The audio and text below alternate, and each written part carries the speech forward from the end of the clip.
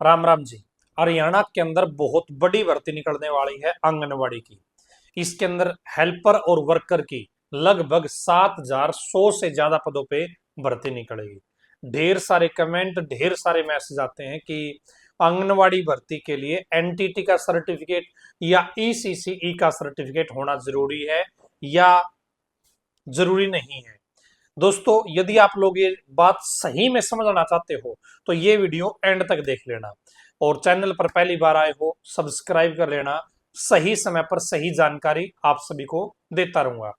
सबसे पहला सवाल तो यही है कि आंगनवाड़ी की भर्ती निकली हुई है या निकलेगी, क्योंकि बहुत सारे जगह पे ऐसे बताया जा रहा है कि आंगनवाड़ी की भर्ती निकल गई, लेकिन दोस्तों अभी तक आंगनवाड़ी की भर्ती निकली नहीं है। निकलने वाली है। हो सकता है 2 महीने में, 3 महीने में, 6 महीने में आपकी भर्ती निकल जाए, क्योंकि हरियाणा सरकार ने सभी डिपार्टमेंटों को, जो हर जिले के अंदर महिला एवं बाल विकास विभाग के अधिकारी बैठे हैं, ऑफिस है, उन सभी को आदेश दिए हैं कि आप 30 जून तक आंगनवाड़ी भर्ती की कार्यवाही को स्टार्ट करने का प्रोसेस है वो स्टार्ट कर दो। ये आदेश दे रखे, इसलिए ऐसा लगता है कि भर्ती बहुत जल्दी आ जाएगी। ठीक है जी, ये बात आप लोग समझ गए। अब बात कर लेते हैं कि एनटीटी या ईसीसीई का सर्टिफिकेट जरूरी है या नहीं है। तो दोस्तों, एनटीटी और ईसीसीई का सर्टिफिकेट जरूरी नहीं है। आपके पास यदि सर्टिफिकेट नहीं है तो भी आप लोग फॉर्म भर सकते हो, लेकिन इसका मतलब ये नहीं है कि एनटीटी और ईसीसीई सर्टिफिकेट की कोई वैल्यू नहीं है। उसका अलग ही बेनिफिट है, और बेनिफिट ऐसा है कि यदि आपके पास वो कागज हुआ, वो सर्टिफिकेट हुआ, तो आपका सिलेक्शन आसानी से हो सकता है। जी हाँ, पूरी डिटेल बता रहा हूं आपको। दोस्तों, आंगनवाड़ी की जो भर्ती है हेल्पर की, उसमें 10वीं पास होना जरूरी है। कम से कम योग्यता 10वीं पास मांगी जाएगी। और जो आपकी वर्कर की वैकेंसी है उसकी योग्यता रहेगी आपकी 12वीं पास। ठीक है, आपने इन कागजों के बेस पे अप्लाई कर दिया, 10वीं और 12वीं के बेस पे अपना फॉर्म भर दिया। ठीक है जी। अब हरियाणा सरकार सिलेक्शन कैसे करेगी? जो पीछे भर्तियां हुई है उसमें कोई एग्जाम नहीं लिया गया। उसमें यह देखा गया कि इस जिसने ये फॉर्म भरा है, इस महिला ने क्या क्या पढ़ाई कर रखी है। क्या उसने ग्रेजुएशन कर रखी है? क्या उसने पोस्ट ग्रेजुएशन कर रखी है? क्या उसने एनटीटी का सर्टिफिकेट है उसके पास? क्या उसके पास ईसीसी का कोर्स है? क्या उसने क्या वो विधवा है? क्या वो लोकल जहां पे भर्ती निकली है उसी जगह की महिला है? ये सारी चीज देखी जाती है, और जिसके पास जो चीज होती है उस चीज के नंबर मिलते हैं। मान लेते हैं आपने ग्रेजुएशन कर रखी है, तो ग्रेजुएशन के नाम के आपको 5 या 10 नंबर मिलेंगे। आपने एनटीटी का सर्टिफिकेट कर रखा है, आपने एनटीटी का कोर्स कर रखा है, तो उसके 20 या 30 नंबर मिलेंगे।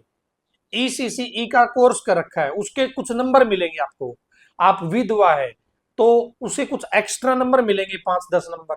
आप लोकल लेडीज है, जहां पे भर्ती निकली है वहां के लेडीज है, तो आपको कुछ 5-10 नंबर एक्स्ट्रा मिलेंगे।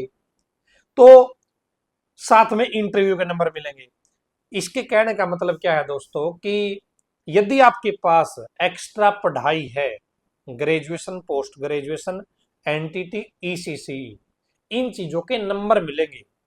फॉर्म यदि आपने 12वीं पास कर रखी है तो भी आप वर्कर का फॉर्म भर सकते हो, बेशक आपने आगे की पढ़ाई कुछ भी ना कर रखी हो।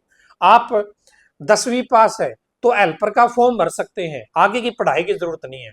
आगे की पढ़ाई होगी आपके पास तो एक्स्ट्रा नंबर मिलेंगे, बस ये फर्क है। अब मेरे हिसाब से आपको समझ में आ गई होगी, एनटीटी और ईसीसीई सर्टिफिकेट फॉर्म भरने के लिए जरूरी नहीं है, लेकिन सिलेक्शन में नाम लेने के लिए एनटीटी और ईसीसीई का सर्टिफिकेट आपकी सहायता कर सकता है, आपको नौकरी तक पहुंचा सकता है। इतनी हिम्मत रखता है एनटीटी और ईसीसीई का कोर्स। ठीक है। अब कुछ बच्चे बोलते हैं एनटीटी ईसीसी अब कहां से करें जी, कैसे एडमिशन होता है? दोस्तों, एनटीटी प्राइवेट होता है ज्यादातर।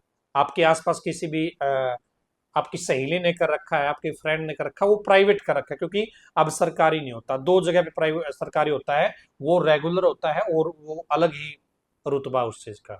एनटीटी जो आपके आसपास किसी भी सहेली ने, आपकी फ्रेंड ने कर रखा है, वो प्राइवेट कर रखा है, सरकारी नहीं होता है।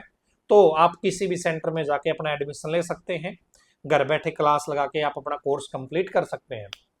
ठीक है, अलग अलग संस्थान का अलग अलग खर्चा होता है। ईसीसीई प्राइवेट भी होता है, सरकारी भी होता है। ठीक है, जैसे नेशनल ओपन स्कूल से, एनआईओ से सरकारी होता है, इग्नू से सरकारी होता है। ठीक है, और सीटीआर लुधियाना से सरकारी होता है। इस तरीके से दोनों चीजें प्राइवेट भी उपलब्ध है, दोनों चीजें एक सरकारी है, एनटीटी तो प्राइवेट है ही है, एनटीटी में तो कोई रोल है ही नहीं।